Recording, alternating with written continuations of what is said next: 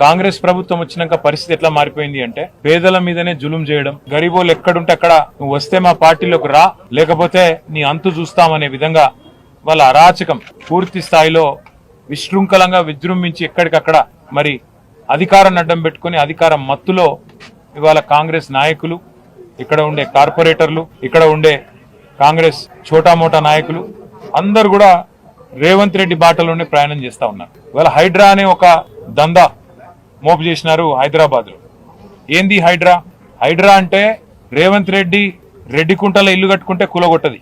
రేవంత్ రెడ్డి అన్న తిరుపతి రెడ్డి FTL ఇల్లు కడితే కులగొట్టది. రేవంత్ రెడ్డి గారి మనుషులు, ఆయన పార్టీలో ఉండే ఎమ్మెల్యేలు, మంత్రులు, వాళ్ళ ఇండ్లు బఫర్ జోన్ లో ఉన్నా, FTL లో ఉన్నా, చెరువు మధ్యలో కట్టినా హైడ్రా గల్లబడది.